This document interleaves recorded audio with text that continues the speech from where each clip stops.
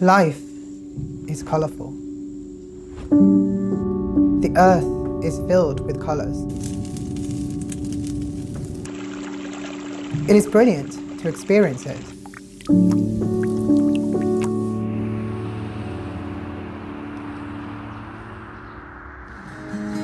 Just because I can.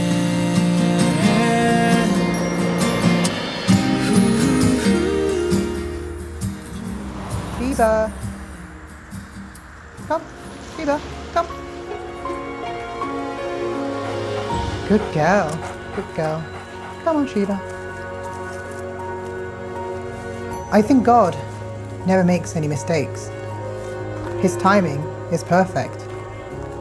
For He is perfect. Jesus, who died on the cross for each and every one of us, is enough. Despite each and every flaw that we may have, His love can conquer all.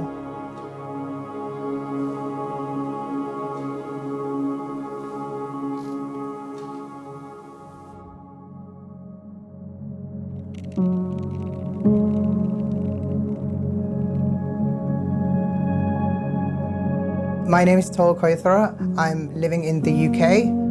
I'm currently working as a barrister for the government legal department. I'm currently based at the Cabinet Office, which is the most central department in the government. So we're all born with challenges, whether that be small or big or whatever it may be. I had a challenge since the day of my birth, so I was born blind. I had a retina dysphoria, which means that I am unable to see anything through both my eyes. I can have light perception, so I can tell the difference between light and dark. But one of the biggest blessings throughout my life is the fact that I was able to distinguish the darkness of sin and the light that Jesus provides to redeem the world. Then Joel and Toel, after 6-7 months, we noticed that Toel had some difficulties, either neck or eyes. We could not recognize that. But finally, we took him to a few hospitals. Doctors concluded that he had optic nerve problems. Initially, we were so shocked. But finally, we thought that children are the gift of God. So we were accepted, we were happy, and we were taking care of everything for him. He never complained to us. We were so happy for him. He is always saying, wherever he goes, whatever he is doing, everything is God's wish and will. Without God's grace, he can't do anything. He is always encouraging and telling us, why don't you pray? Why don't you pray? And you got everything. That's why you are not praying. Really, we are blessed to have them, both of my children, actually. Looking back on my childhood, I'd say I was very, very lucky in the sense that I had incredibly supportive parents and my brother. And they were very supportive in the growing of my faith. So from an early age, I remember my parents teaching me the rosary and always telling me that if you're in trouble or if you feel anxious about anything, turn to Mother Mary for her intercession. And when my brother and myself got older, when we were teenagers, my mother used to take us both to night vigils every month. I didn't always see the point of going to the night vigils because I used to think, no one else our age is going. But it was only later in life, especially when I came to university, that I actually realized the benefits of attending the night vigils, as those talks really helped me gain strength when I faced more challenging times. My relationship with God at the time, to be honest, was pretty limited. And to be honest, it was quite selfish. I feel embarrassed saying and thinking that now. But to be honest, my prayer was very focused around the things that I wanted. And it was kind of a blackmail relationship where I used to always pretend to myself that God somehow needed my prayers. And I used to say, God, if you do this particular thing, I will, say 10 rosaries, or if you give me this grade, I will go to mass for a week in a row. So it was quite selfish, and it wasn't a relationship whereby I felt close to God. It was something that I felt that I needed to do just to get worldly things. Towards Foden. That would have been a beauty.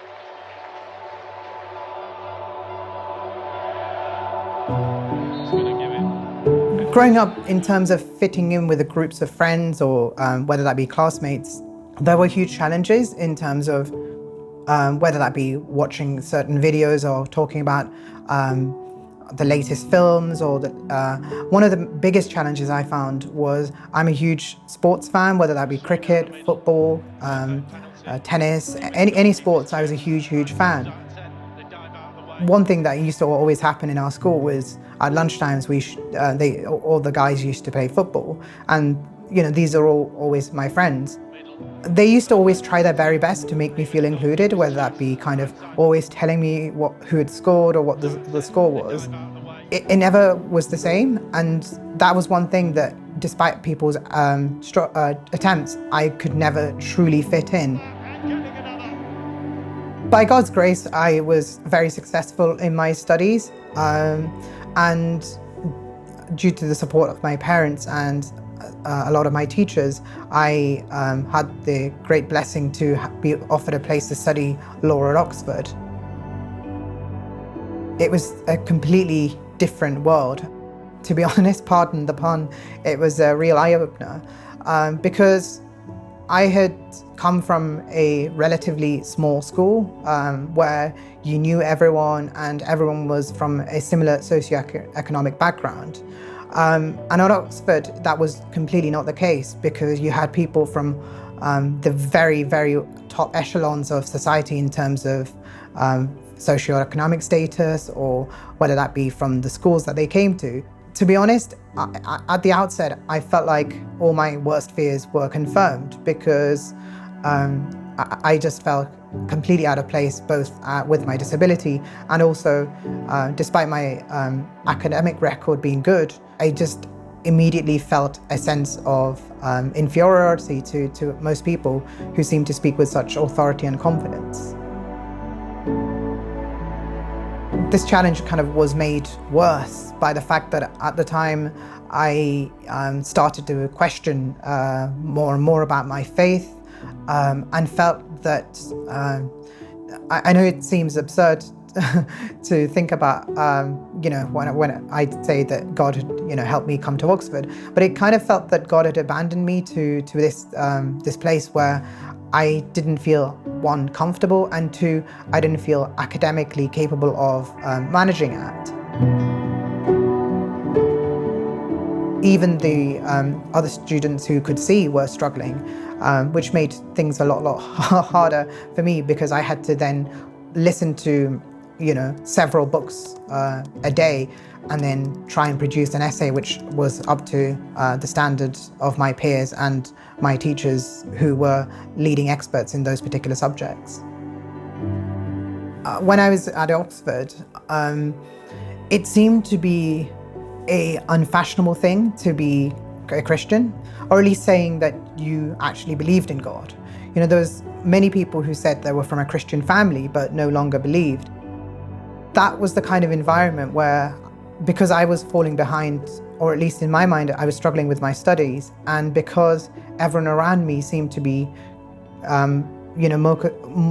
giving more weight to, secular ideas and secular ideology, I felt that it was not only unfashionable, but actually my faith was holding me back.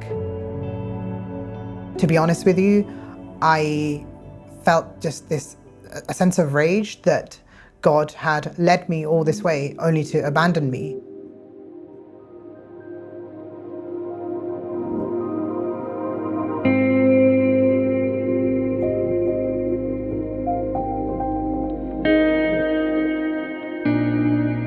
So one day when I was in one of my lectures at Oxford, one of the people leading the lectures said that the English legal system had moved on and that we were in a better place because most of the lawyers previously were practicing Christians and now they have the benefit of rationality and secularism. And I challenged this view because at the time I was going through a very dry phase in my faith. But I felt that nonetheless it was an attack on my identity because I was having these questions and these anger with God. However, I felt that when someone else was attacking it, I deep down felt that it was an attack on me. And that was, for me, the moment when I realized actually, whether I like it or not, my faith was a huge part of my identity.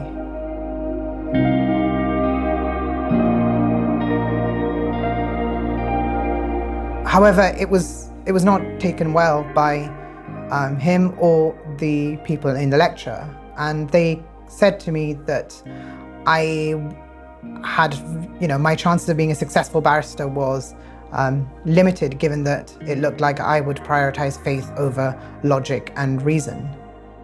I was really upset at the time because one of my earliest ambitions was to become a barrister, and the people around me were telling me that I was unlikely to be a successful one.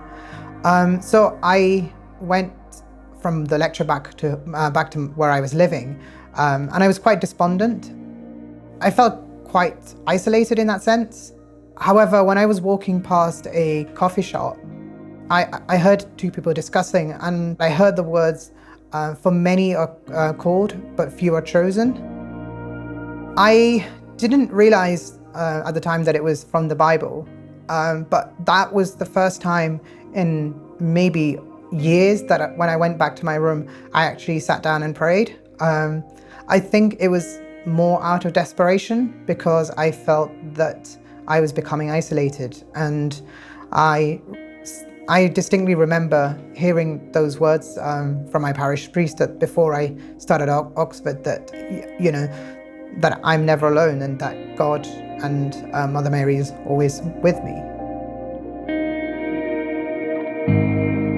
I was still quite angry with God at the time because I felt that for the first time in a long time I had tried to defend God, and all it had got me was isolation and slightly humiliation. So the very next day I received an email saying that the people who had led those lectures would actually be teaching me next term and would be responsible for writing my references if I needed to apply for a job. I was worried at the time, I'm not going to lie, but for the first time, I don't know where I had that hope, but I had hope that it would work out, and I firmly believe it was due to the fact that I had started to pray. I had those lessons for 6 months or so, and I used to continuously pray for them. And gradually I saw a change in those people. They began more accepting of my views and being more friendly towards me. And after the 6 months, during which I continued to pray for them, they themselves came up to me and asked me whether I was going to apply for a job and that they would be happy to provide me with a favourable reference. And at that time, I remember in my heart making a promise that no matter what happened, I would continue to pray for the people around me. It felt to me for the first time I had undoubtable proof, and proof that I could not ever question at any point in my life the power of prayer.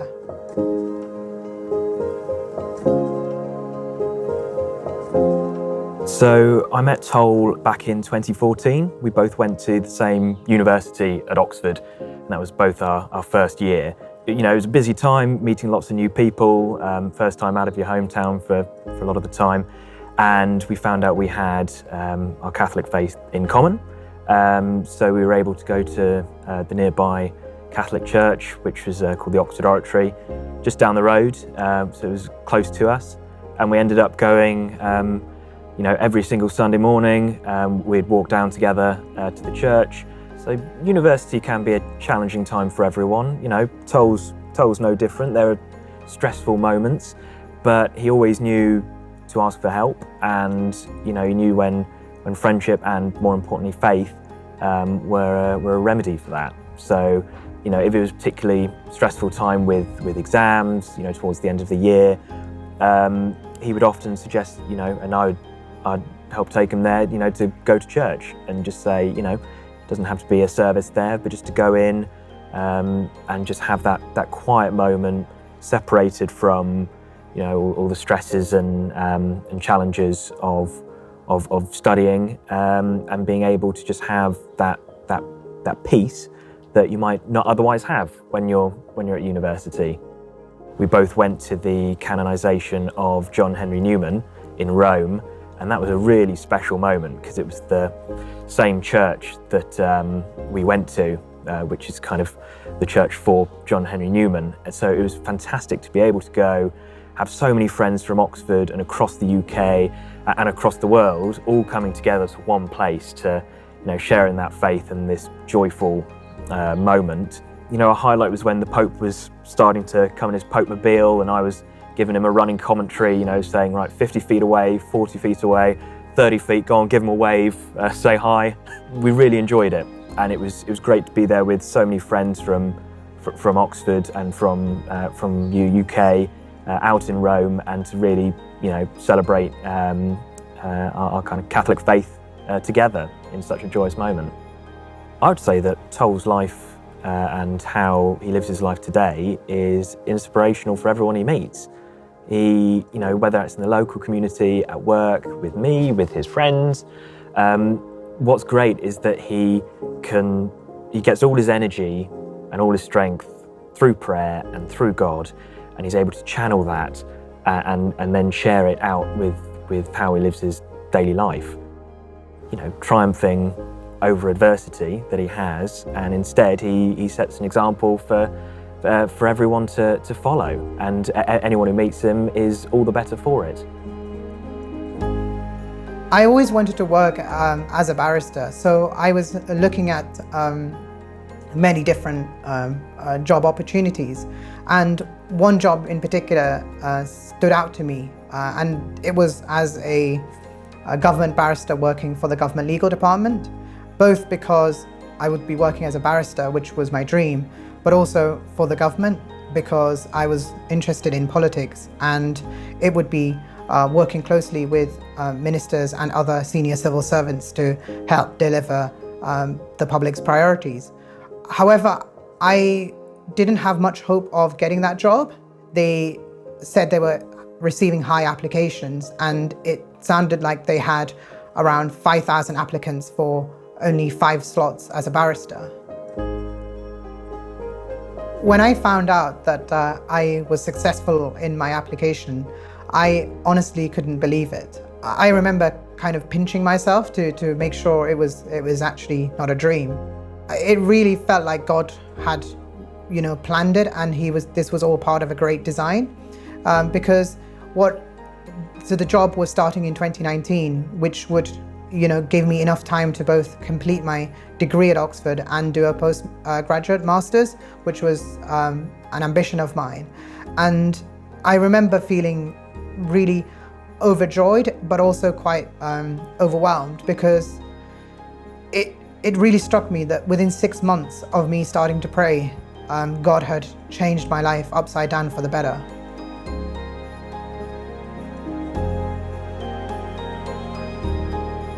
It's not been very long since I've known Toel. I first met him when he was introduced to me by his cousins. In these few years I've known Toel, I've always noticed his simplicity and down-to-earth attitude. And whenever I introduced him to any crowd, I've always noticed he would never say that he is a barrister. That simply shows how humble he is. In these times, I've often noticed how the youth and young adults and even teenagers often complained about the things they do not have. But after meeting Toel, I've seen them appreciating the gifts that God has bestowed upon them. Yeah, definitely. I'm very proud of him, especially with his certain visual impairment and how he sort of overcomes certain challenges. Definitely sort of an inspiration to me and to everyone, I think. So I think we can all learn things from him. For me, one of the biggest things I've learned from him is personal prayer in the evenings. And then I guess trusting God when you have any issue when it comes your way. That's one of the biggest things I've learned from Toel, that if you put your trust in God, everything's going to be okay at the end of the day.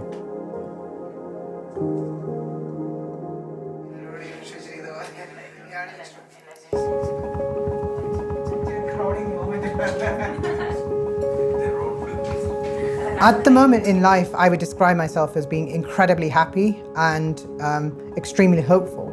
One of the things that I've been able to learn from my experiences really is that God provides us with challenges, and those challenges that we experience during our lives, we think as examples of God abandoning us. But in reality, they are opportunities for us to grow closer to God. And one of my favorite quotes is from St. Catherine of Siena, and she says that it's only through the shadows that one can know the light. And from my experience, it is those struggles that makes me value God's love for me and the people around me. It is also clear that when we look at the Bible, those of whom that God values and treasures, whether that be Abraham, Moses, Joseph before him, King David, Job, those people all went through struggles. They all had hardships and they all faced persecution and humiliation. But if we stay steadfast to God and we rely on Him, the message is one of hope. It is one of deliverance, and that it is a father who never abandons their children.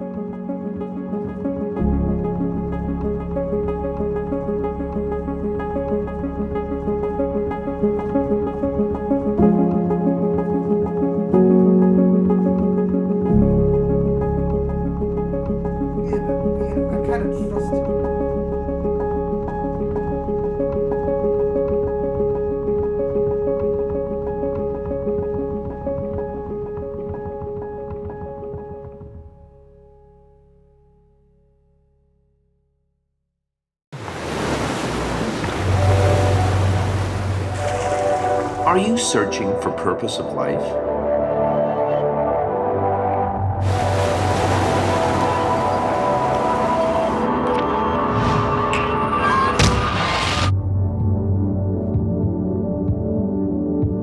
Discover your true identity. Stay tuned to Shalom World.